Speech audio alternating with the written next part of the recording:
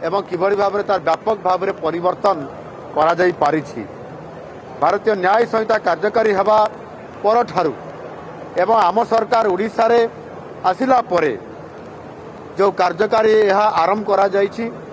जदि आम 2025 मसीहा को देखा आम सरकार ठीक शेष ये 2025 मसीहार शेष तारीख पर्यंत जदि हिसाब को नबा ताले ओडिशा रे दोषी साब्यस्त हार ये होउछि 87.6% रही, जहाँकि खाली ये सफलता नुह, यह होउछि एक विराट सफलता आम ओडिशा सरकार बाई मध्य आज हो पारि।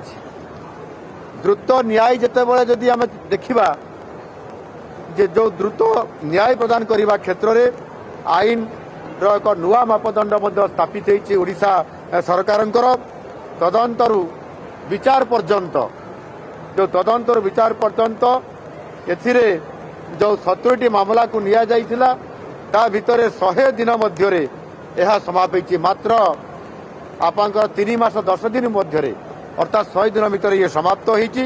20टी मामला नुआ दिल्ली स्थित bureau of science research and development द्वारा उत्कर्षतार सहित ये एक जातीय मॉडल भावे ताकू केंद्र मध्य ग्रहण करिछि।